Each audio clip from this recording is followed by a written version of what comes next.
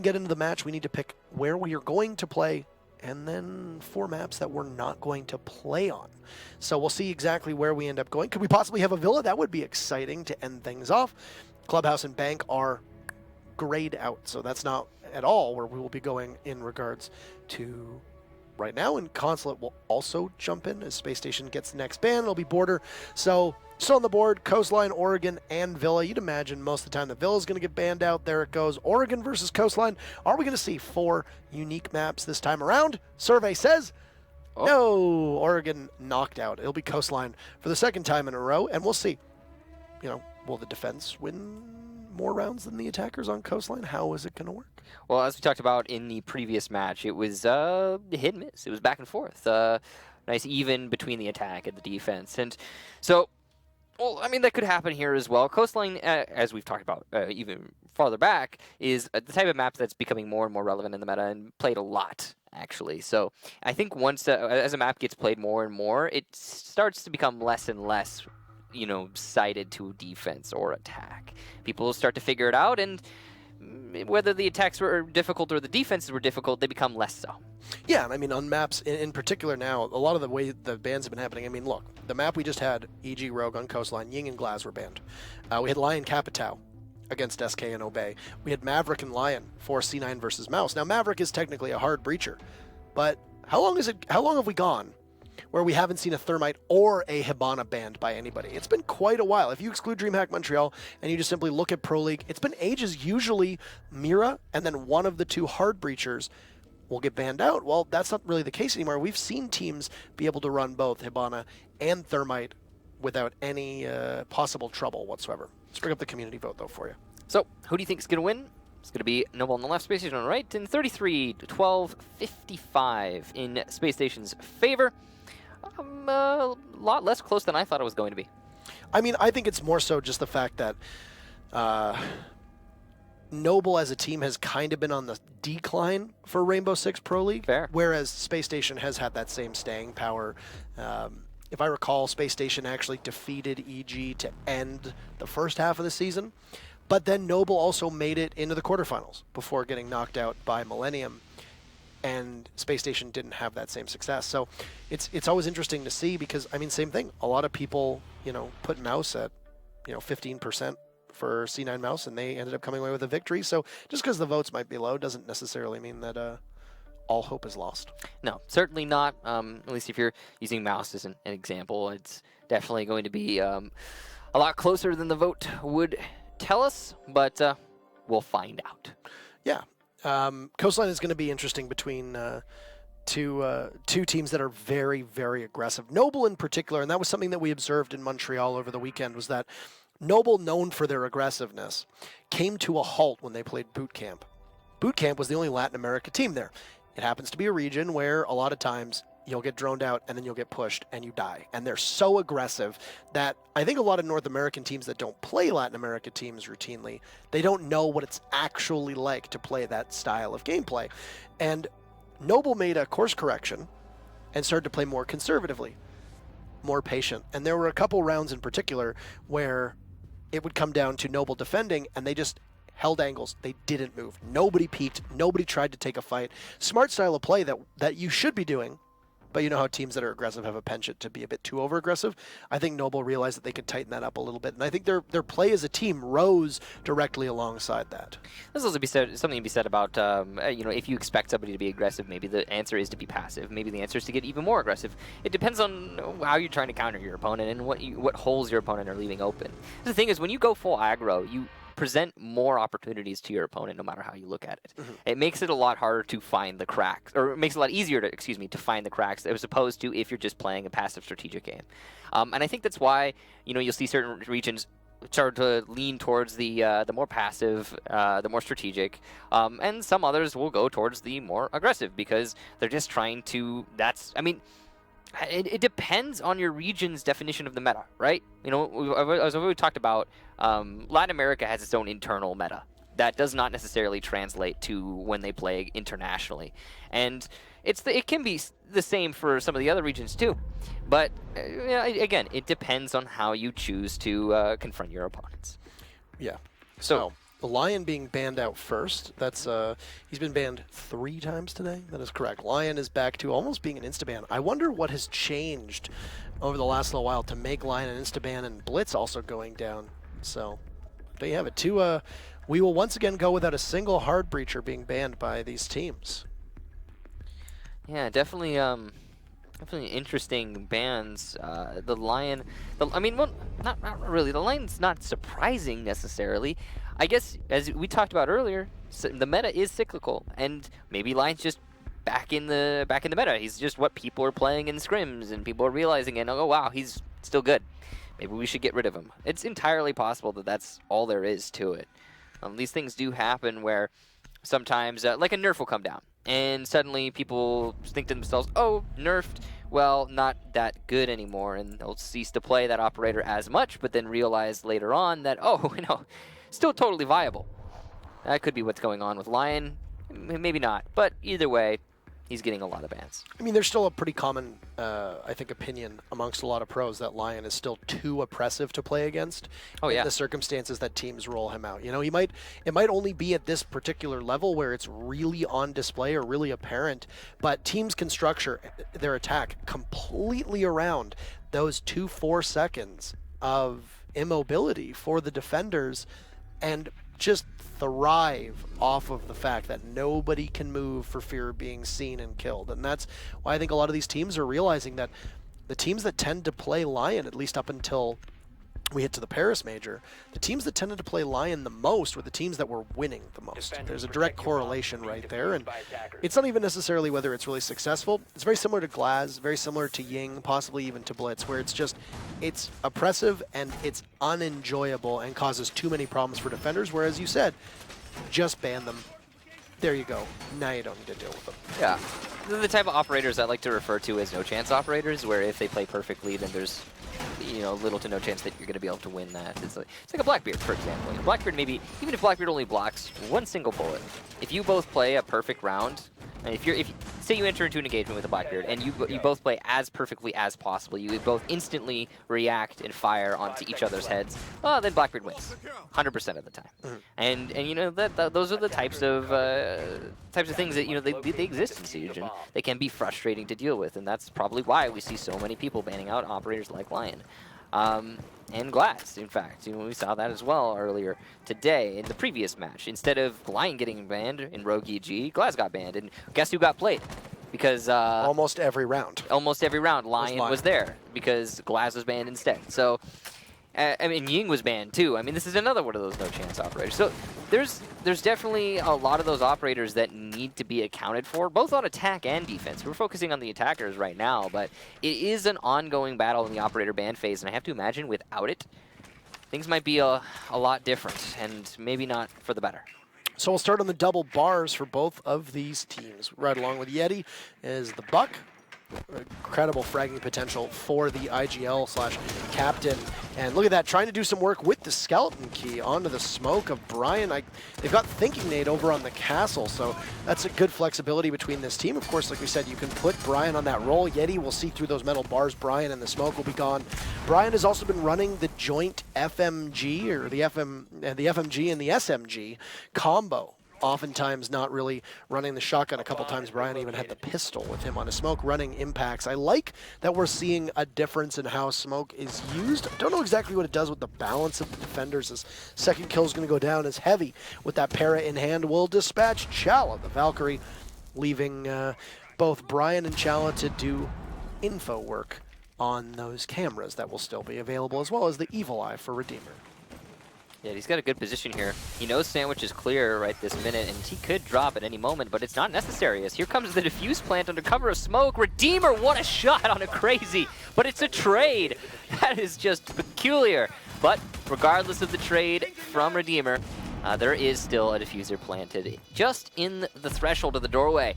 Yeti will shut down Thinking Nade from above. He's been doing some great work upstairs, leaving just Rampy, the final defender, to go against 4. Now he's got one lit opponent, but that's not really going to be enough for him to make this work. It'd have to be a pretty incredible clutch, especially considering how little time there is left on that diffuser. He's not really been able to find any of the angles he's looking for. as he starts peeking into the B site, narrowly missing some of these potential kills, and there's no time left. It's all over now. Rampy just going to save his life and his KD. Not a problem. I mean, I really can't blame him for not going for that. Yeah, I mean, there's no real point unless you want to rush to the next round. Just let Noble get a bit impatient and know that they've won the round. Congratulations to them. Rampy doesn't need to thrust himself into the line of fire there, as it would be an impactless kill for Noble just for them to pad their stats. So Space Station Gaming will fall in that very first round here. And like we said, double bars are not always a site that the defenders can win with great reliability. Over the course of the weekend, we saw Crazy just putting in a huge amount of work on that glass. So it doesn't really... or my apologies. Yeah, we saw Crazy putting in a ton of work on Glaz now. There he goes. He'll flex onto it from the Montaigne. But another thing to keep in mind was Space Station Gaming is one of the few teams that was running Clash quite a bit. Redeemer was actually on Clash a number of times in their matchup on Bank against SK. It was played off stream, but you saw that Clash was coming out almost every single round for them. So that's something they have in their back pocket. I think a lot of teams are still a little too early on for them to know exactly where they want to play these two operators. It hasn't really seen the dust settle. It's not immediately obvious that you're going to need one in your composition, the same way that you have Maestro and Lion coming in and making an immediate impact, similar to Mira, because I think they're going to be a bit more situational operators. But I think the consensus is that if you find a good place to use them, they are incredibly strong. So, Penthouse hold now for Space Station. Go on to their second site. They've come off of the abnormal site. They're going on to the more typical site, which is this site. Of course, the projector and Penthouse. It doesn't see as much success as it once did on Coastline. It used to be seen as kind of the the bastion, the one holdable site, but that has seen a lot of change after it was defended in earnest quite a lot. People figured out how to attack it really efficiently. And the tools that Noble have brought to this attack are just about perfect. They've got grenades from the Buck, which can do a lot of damage. Interestingly, they've chosen to move Buck upstairs instead of pushing him downstairs, which he could also do a lot of vertical pressure from the main lobby. You don't even need to clear out the roamers. But they do have the bucket with the nades, so that's still going to be useful. They also have 2 sets of smoke, which a lot of disruption potential there, as well as the glass. Not even speaking about the Zofia, though, in terms of disruption. So there's a lot of options here for Noble. On the flip side, you also have plenty of counter in the plant denial, indirect plant denial, using that Maestro, and even being able to get some of the drones, as you can see. With most of Space Station Gaming currently sequestered inside of Theater, that's going to allow Penthouse to just be run over by Noble if they play this right, and Crazy will likely be the one to start it off, because that Glaz doesn't miss a lot of shots, especially when he's able to get those smokes down and just absolutely bamboozle SSG. Chala playing below as the Valkyrie is not uncommon in the slightest. You have a Pulse, a Mute, possibly even, or Pulse Valkyrie and possibly even a Mute down there. You can possibly tear away at some of the floor to assist them being able to toss that C4 up and catch an otherwise idle victim trying to get that plant down. Heavy will drop, and there you go. Along with the Glaz, you'll also see a bit of an aid here being done by the Capitan. This is all Noble, as Chal has been found from below. That was Yeti as the Buck just waltzing right in. Acid will take out Rampy, but Redeemer will get one to try and equalize as that's the Hibana out of the fray. Meanwhile, on the flank, the Jaeger takes out Yeti as Yeti incapable of getting towards his sight. They've also managed to stop that diffuser as Brian's still doing a great job. And they'll force the Glass to have to wade through that smoke. Crazy will have to pull the goo mine out of his foot before he can possibly be able to get the defuse down. But Acid will get jumped on by Redeemer playing over in the hallway. That'll leave Crazy with diffuser about 30 seconds left. He can possibly still get a pick here and go for the plant, but he's going to have to get aggressive and not realize that there's a Maestro waiting. Redeemer backs up as the Glass tries to trudge in.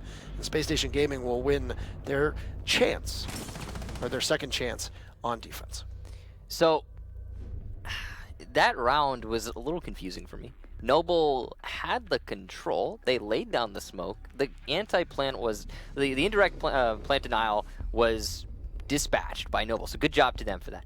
But then they also tried to plant on 2 pre-made holes in very common plant spots, and both of those players who attempted that plant then died in that attempt. So that ultimately resulted in no defuse plant going down for Noble, and Space Station managing to hold out regardless of the rest of their defense falling apart because they had just one player downstairs looking through a bunch of holes. A little bit of a, well, not a little bit, just a considerable mistake there from Noble for two different players to try and plant on holes in the floor. And huge credit goes to Brian there at shutting that down with those two very fast 1-2 kills. That defuse must have been at the final second. That's how close it came. And then if Brian isn't able to get that kill, that's a totally different outcome that I'm thinking is happening in that round, because you don't force the Glaz to have to get into the fight. You can just keep him at long range, even if the defuse planter gets killed. So Space Station now, after their successful defense, will go over to the kitchen. So not attempting to go to the double bar again, which I have to agree with their reasoning there. Kitchen, as you've talked about, is one of the more favored sites on this map, and will aid Space Station as they attempt to hold it. Now, they've also got a lot of pressure going into the top floor, and castle barricades will be there to help them out, slowing down the roam clear wherever possible. Crazy looking like he might have actually solo entry down in office. He's droning himself in. That's intriguing. Notice how fast Yeti has gotten into the building as well. It's the third round that he's done that very fast. Yeah, he's just going. And his initial entry has been, well, it's been working out for him and his team, but it's usually the, in the last round, it was not the initial entry that ultimately cost Noble, it was the actual attack into the site. And Yeti's been I think a really good story for Pro League. You know, he came in with WBG in their very brief run. They only played 2 Pro League matches because of the setup at the time, losing to Rogue and then getting knocked out by Elevate.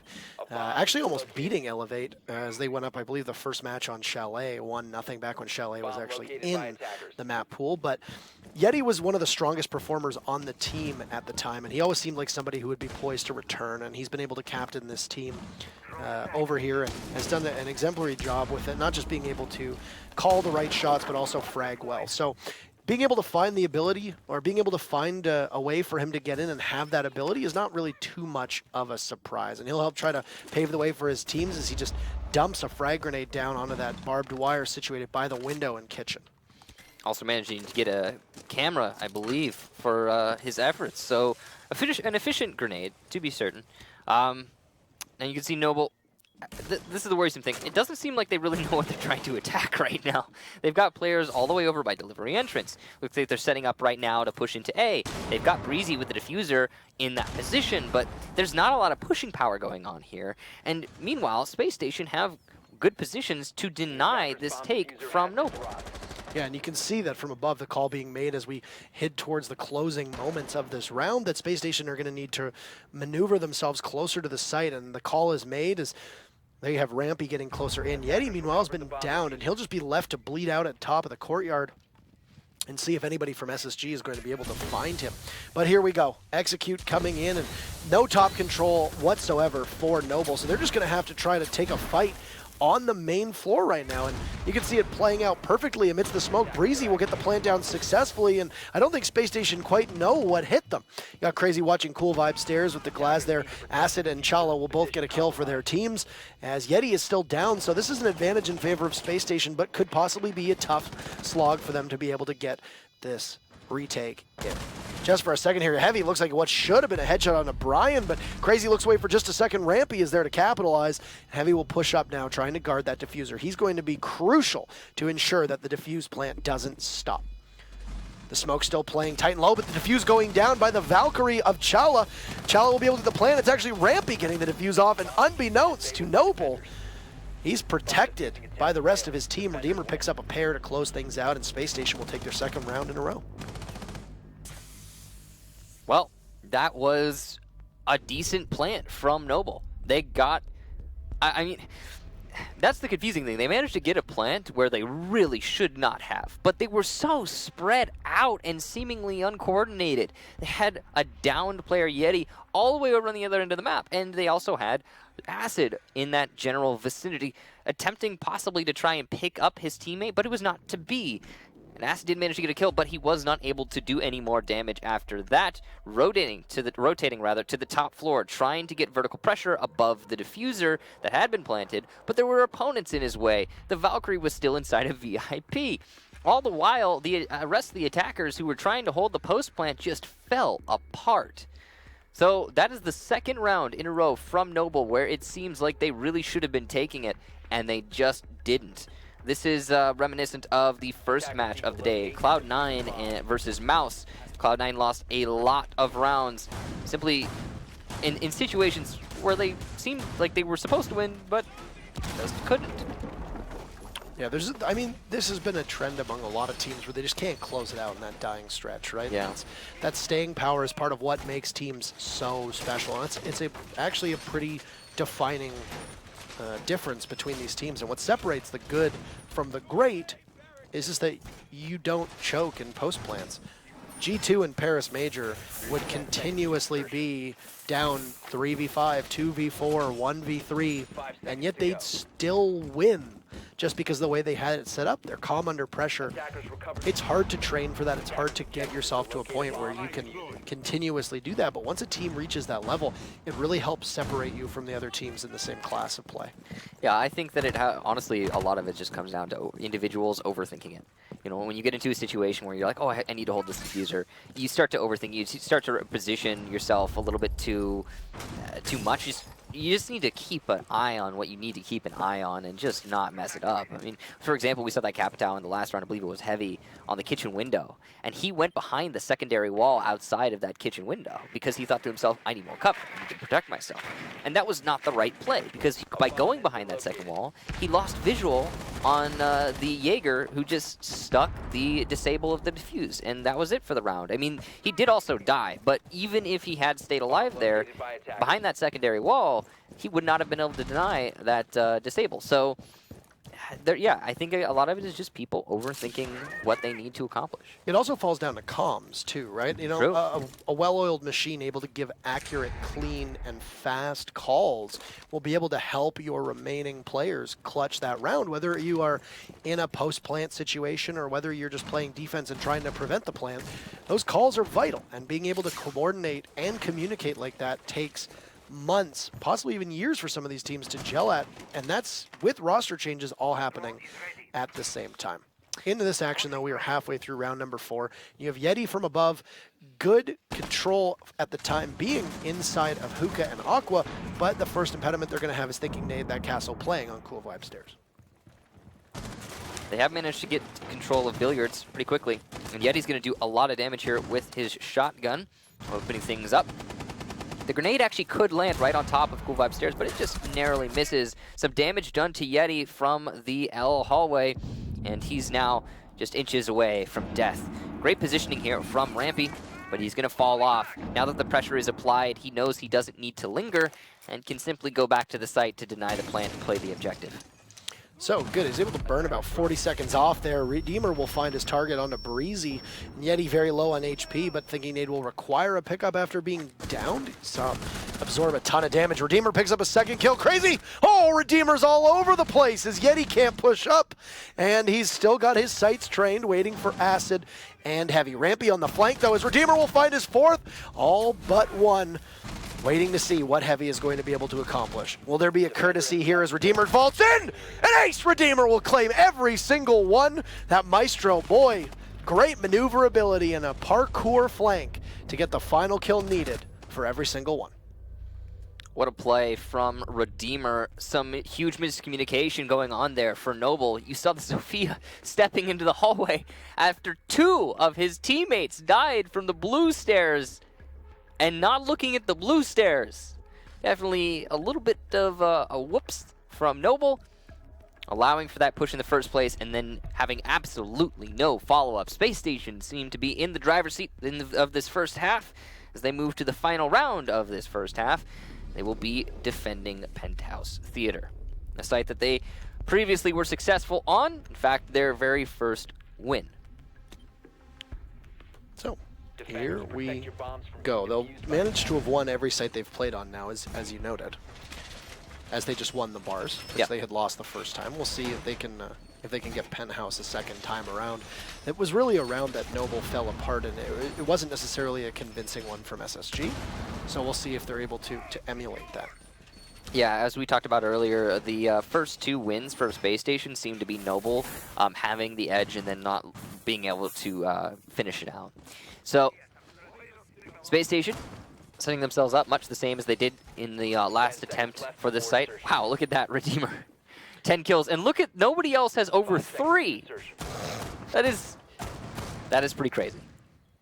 Yeah, that was a great effort. I mean, he came into it with 5, right? He just doubled his kill count in 1 round. Easy. Yeah. Easy for Maestro. Easy for Redeemer. Yeah. Now,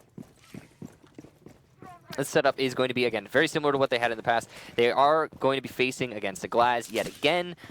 There is no second set of smokes this time. Noble last time had a Capital, and they have forgone that this time in exchange for a IQ, which is going to be a lot of help, I'm sure, in clearing out those electronic devices.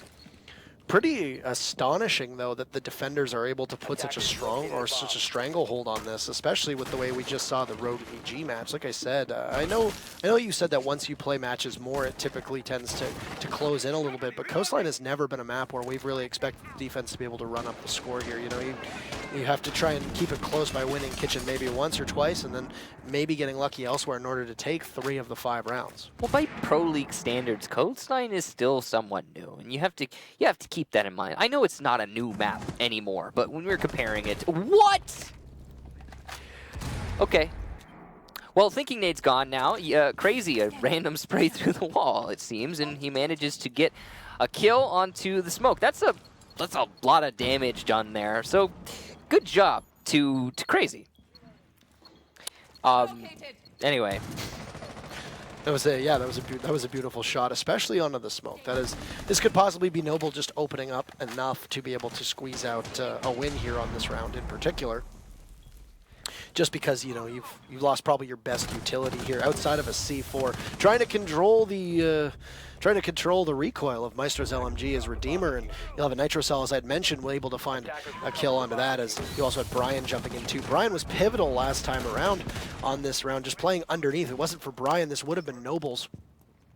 So you'll see what course correction is able to be made here. Crazy on top of the bed, getting the plant down. He will be explosive proof. Brian trying to retake to site. Goodbye. Redeemer will add to his tally with his 11th kill, and will also stop the plant from going down, which means that Acid and Heavy will have to retrieve it and go for it anywhere inside of sight.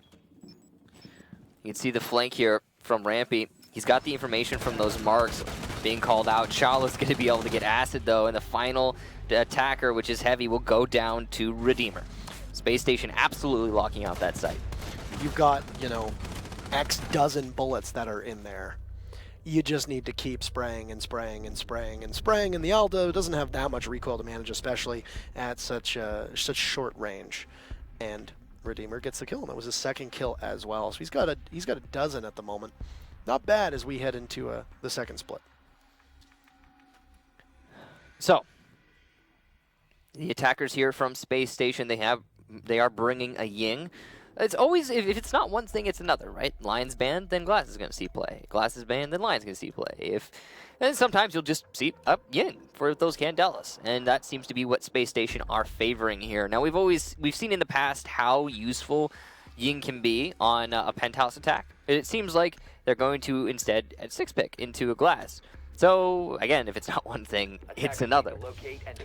Now it's a kitchen defense, and Glaz plus a Capital could be a formidable combination using those smokes on this attack. Top fragger for... wait, hang on a second. Breezy has 0 kills and 0 assists, and he's top frag. I mean, points, man. Points are crazy. Drones. Yeah, I think people forget how many points you get for drone work. Yeah. And those kind of assists that you need. Like, that's what happens. No, true. So, good lineup here for Space Station, as we talked about. Lots of information and positional denial for a Noble. They've got the Castle, they've got the Valkyrie, they've got the Maestro and the Smoke for the indirect, and a Jaeger just for that pure frag. Overall, a good setup as well. So you can see they're putting a lot of emphasis on the top floor. This has been, I think, the trend on Coastline. If you're defending Kitchen, you need to at least delay upstairs, if not completely hold it out. Attackers have recovered their when Space Station were defending in the kitchen, they... excuse me. When Space Station were defending in the kitchen, they were using that top floor a lot more than what Noble was using right now. They were holding it firm and they managed to use it as a complete deterrent to that site push. Noble might do the same. They might fall off. A lot of teams have just immediately fallen off as they start getting pressured upstairs. All right. 45 seconds in, Noble will just stay static. Like we said, this aggressiveness of Noble that it was there and then falls off and then comes back. I mean, it didn't really work all that well against Millennium. Against Boot Camp, they were aggressive the second time around and ended up being actually out muscling Boot Camp in the aggression category. If they just hold these angles and remain vigilant and patient as they are, look at this. They're not even moving in spot. This is what we saw at a Noble previously. Don't need to. I know they don't need to, but at the same time, this is not what we're used to seeing so much. This just be able to sprint across and be able to play really, really free-flowing on the roam. You've just got to have Breezy and Acid just sit there and wait and see what they can accomplish with the rest of the team, just holding tight angles. SSG lined up inside a guitar hall here as they'll juggle that diffuser and work away inside of Master. You said Crazy and Heavy are going to juggle themselves and figure out where they need to go, but I think there's been a call to come back to the site. Heavy won't be able to make it, though, as his life will be cut short at the hands of a man whose name has been on the tip of everybody's tongues this match, Redeemer. It's really been fragging out, even playing operators like Thermite. Breezy will take down Thinking Nade in response, though. So, it's not quite over yet for Noble. Of course, Space Station is 1 round away from that guaranteed tie, if not an absolute win. Brian going to exchange some fire there with Breezy, and it's about even. As the final attack starts to shape up, you can see Space Station going for their delivery push. And here you have it. Capitao bolts out. Space Station Gaming are only 1 round potentially away as a Toxic Babe goes down. Chala will walk in and start to plant next to a soft wall and really rely on Rampy to be able to give the cover he needs. Meanwhile, Yeti will try to keep it close as Brian is felled and Diffuser goes down successfully, but both Redeemer and Chala and Rampy very low on HP. Rampy and Chala actually have been downed. The Valkyrie looking for a run out here as Redeemer will have to do some heroics yet again, but there will be nothing for him. It will be all Noble. They'll shut down the hot hand of Redeemer, and they'll be able to get that diffuse plant. Good job for Noble, but still, 4-2 for SSG. So overall, SSG still within striking distance of walking away with 1 point. They'll need 1 more round to tie things and send it to a guaranteed draw.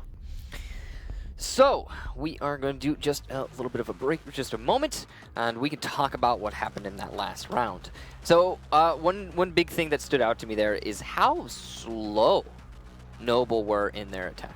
Yeah, I mean, or you mean SSG were in their attack? Yeah, Noble played that so patiently. Yeah, SSG. SSG looked like they were trying to bait out Noble. Maybe they weren't used to the fact that Noble wasn't trying to engage with them at all because, you know, so much of the roam strategy that they have is to try and waste down on time and try and keep the attackers from taking up too much ground. But if you're just sitting there and waiting for them to come to you, it can be equally as jarring an experience for SSG. But we'll just sit tight on the analysis for just a second as we do have a break ready for you, and we'll toss it to the timer. We'll see you in a couple minutes.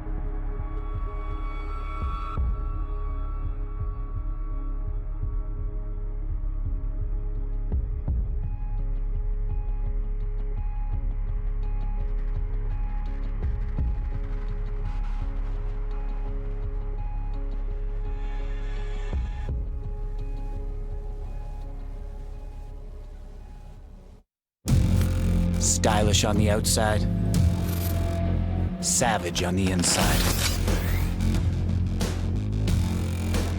Legion by Lenovo.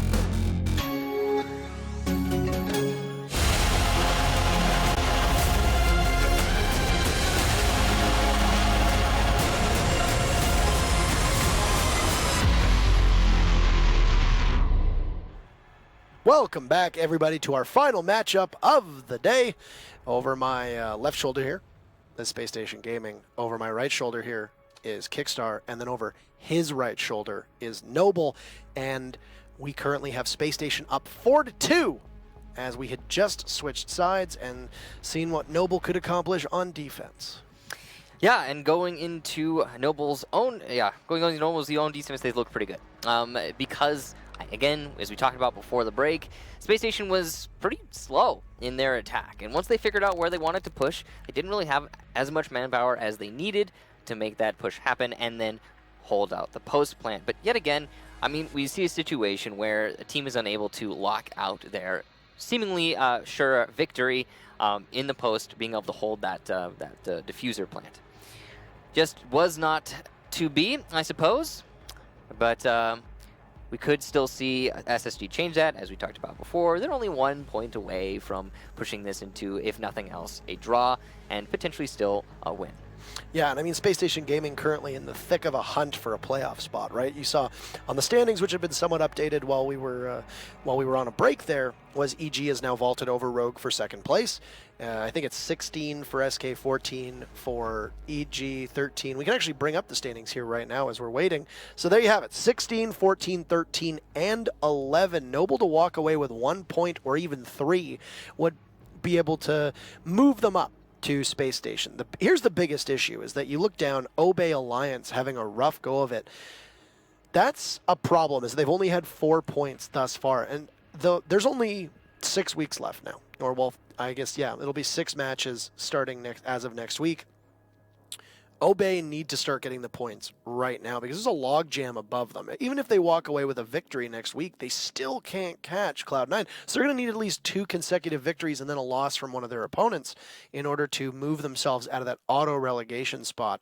But then if you look up at the top, there's also a logjam above with Space Station, Rogue, EG, and SK all within the same distance of each other, really, to send 2 of those teams to the playoffs. So it's going to get really interesting here over the next 2 to 3 weeks because those are really going to be crucial times for these teams. I mean, if Space Station manages to get this win, they'll be right up there in that 3rd place position, depending on the round differential. Now, they would actually take second because they have the tiebreaker against EG. Right. Oh, yeah. So they'll be pushing up pretty decisively if they manage to beat Noble in this match we're about to watch. And then, meanwhile, as you said, I think the biggest danger right now is definitely Obey's position, because right above them they have Cloud9, who has been looking better and better. Now, Noble, as you talked about, as we have talked about, it hasn't been looking so great so far in this, in the second half of the season, or even in the second half of the first half of the season. In the second quarter of the season, they were struggling a little bit. They had a good start, but they couldn't make that continue so well for them. So they have been sinking pretty rapidly. Meanwhile, Mouse just had a pretty big win against C9. So that logjam, like you talked about, it's pretty chaotic, and it's very back and forth. So Obey is in a bad spot. Unlike Europe, where we saw G2 just jump away with the lead, and we've seen a couple teams languish towards the bottom of the standings, which it seems like EU is a lot more solidified as to what teams will end up in the top half and what teams at the bottom. There's a lot of volatility here available for North American teams, and 1, 2, maybe even 3 bad weeks at the moment can mean the difference between 6th and 1st, which is wild when you think about it, because even 2 wins from Noble, that's 6 points. You end up at 14. You're sitting up there with EG, depending on what the rest of the teams end up doing. Right, you are. So that's something definitely to keep an eye on, especially in this Noble Space Station game with both the teams situated in the middle. If they're able to fight for a tie for either of these teams would actually be quite detrimental. It doesn't really get Noble anywhere, and for Space Station it doesn't move them any closer to the top. But as was said, the first difference maker is the matchup between the teams. So because Space Station and EG have met before and Space Station won, puts them ahead of EG, and then next you would default to the round differential if I remember correctly. Right. So those are the standings, but in this current match, we have seen so far 6 rounds transpire and only 1 attacking win, which is pretty crazy. It's Coastline. You usually don't expect to see that happen. The conventional wisdom is not always accurate in Rainbow. So typically, we see it be upset pretty consistently, actually. I don't even know why it is conventional wisdom. But yeah, Coastline's supposed to be an attacker-sided map. It's supposed to be. And it's so far not been. It's confusing. Two games in a row where it's not been. Yeah, and Space Station were very dominant on their defense. They won all but one of the rounds. And now Noble, who seemed to be getting absolutely torn apart, manages to win their very first defense and their second round total. So it looks like we might see more defensive-sided Coastline here. Well, there is one thing going in favor of Noble, and that it was on Kitchen. It's true. Kitchen, as I mean, we say it a lot, but there are always people who might not be aware of it. Kitchen happens to be the one site where you anticipate that the defense is going to win. There is some reliability in that site, with a lot of people thinking that it's the most defendable now that Mira is not in action and the way that the operator bans shape up, etc. And of course, Mira is banned in this particular match, so losing her means that some of the sites that you would have a bit more reliance on, Penthouse and Theater is the big one, somewhat towards the double bars as well. Without a Mira, it makes it a little bit more difficult for teams to be able to successfully defend without her, and that's why I think Kitchen has seen a rise in its play. So, double bar as the next defense for Noble as we finally get back into things. The 6-pick onto Clash. No Valkyrie. Less information, but, I mean, it can be exchanged. I guess technically Clash is an information gathering operator, so it's just going to be a little bit more direct. Now, also 6-pick here for Dokkaebi onto Glass, so you'll have the same amount of smokes and you'll be able to see through them now, but no more phone calls. You can see the setup here is going to be an open one as Breezy starts to open the holes from the open area into the blue bar.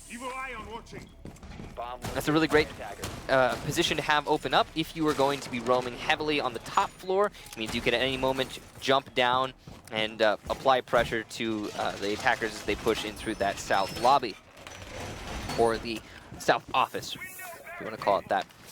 The setup as well has a Maestro in play. Is no Echo, as Echo has been banned. So you need to rely on indirect denial from other sources. Maestro is a good option. The Evil Eyes are going to be likely placed for a lot of the more typical default plant spots, and they have indeed been planted for both default spots in both sites. Yeah.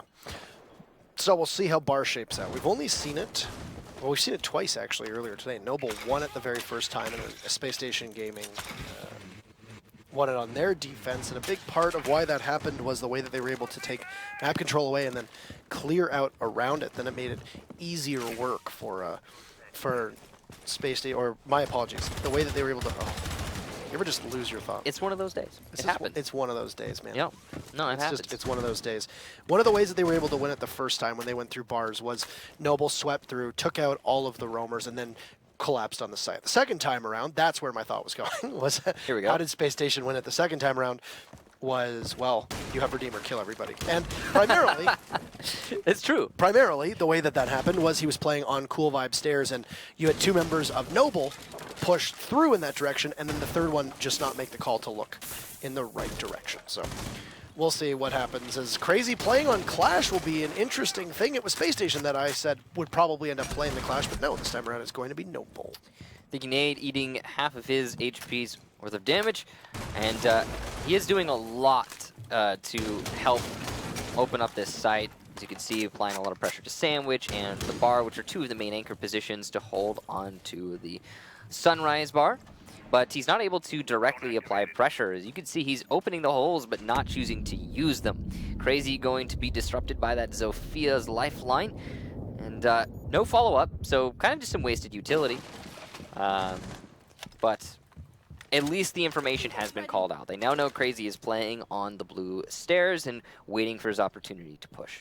I think that was a big waste of utility. You only really needed one to accomplish that same thing. It didn't even look like Clash had even really started her animation to move the shield to the side when that second one went down. So I'm not exactly certain how much that one concussive blast could have made a big difference on, but you've also got Thinking Nade from above trying to distract Breezy. He'll just chew right through him with that C8. Clash has a bit of company with her, so they'll pull out a frag grenade here to possibly catch the Jaeger, and the airmail will go out. The Jaeger will manage to scoot off, though Yeti not losing any life whatsoever as he goes for the rotate and will finish off Thinking Nade to put us back at a 4v4. All the while, unbeknownst to Noble, is the fact that, well, there's a plant going down. You'll hear the Evil Eye start doing some zapping, and Acid will actually get Redeemer in the midst of a plant. Chala and Heavy will get Heavy and Yeti down with Chala getting 2. That's a big double kill on his behalf. Rampy almost seeing Acid as he'll go back onto zapping away with the Evil Eye, but that'll be all she wrote. Trying for the quick switch here on Clash is Chala. He's got 3 kills now. He'll be looking for a 4th onto Acid as he plays around the bar inside of Blue Bar, and it'll be Rampy finishing it off. And Spacestation Gaming will guarantee themselves at least 1 point out of this match as they're on match point, and will look to possibly increase that to 3 with a win here in round number 8. If not for Chala, that looked like it was going to be a successful defense for Noble. They had all the things aligning, but Chala just suddenly in the middle of bar, tearing people apart. Nice triple kill for him, and he managed to, despite the Evil Eye still being in play, establish enough control where there was no way for the defenders to deny that defuse plant a second time.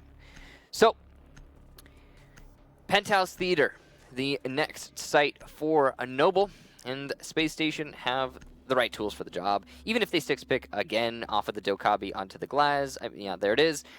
This is a good lineup for this attack. Capital plus a Glass is going to absolutely shut out the rotation from the theater to the Penthouse, and we could see it put a stranglehold, as we so often do, and allow for an easy plant inside of B for Space Station. Now they have to execute it properly. They also have a Thermite, so the VIP wall is likely to be a victim of that very utility, so Thermic Charge can open up a very large hole and allow for a potential plant at the default spot, which is just by that master bed. Anything's possible though, and we haven't seen a lot. In fact, we've seen very little emphasis placed on the VIP wall through the last 2 Coastline matches today. Yeah, the fight's always been through Hall of Fame, yeah, which a lot of people will call Record, where the guitars are, and or Bathroom. Those have been the 2 big focal points for these teams. There you have it. There's Record or Hall of Fame, as it's technically called. A lot of people call it Record or Red. I've heard it called Trophy as well. There's various names for many different places. Yeah, and then the Bathroom just to the left of your screen have been the 2 major areas that we've seen the attackers work through, especially Red Hall there, or Record or VIP, depending on the myriad calls that we have. I really like this reinforcement here between the Bathroom wall and Hall of Fame. Basically what that does is it's going to force hard destruction, of course, if you want to push from just the drop down and Hall of Fame, as we've been seeing. Because you need to be able to rotate between the 2 to make an effective push. That way you can really utilize your smokes properly. And your ability to see through smokes as well. Yeah. So that reinforcement is going to force the Thermite to push into that area if Space Station choose to use the attack that we have seen employed so often today.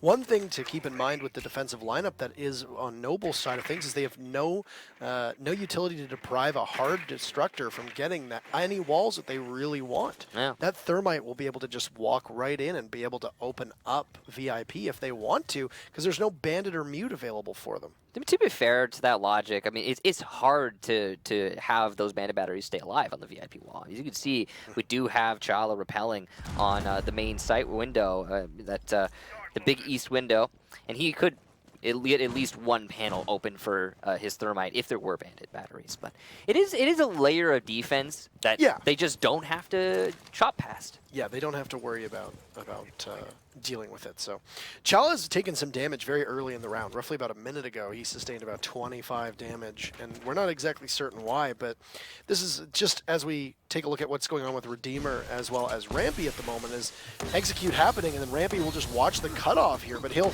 be gassed and have to work his way out as the Toxic Babies there swiftly behead Breezy with Thinking Nade taking out Heavy, and now yet another. It's everybody down. It's all up to Crazy.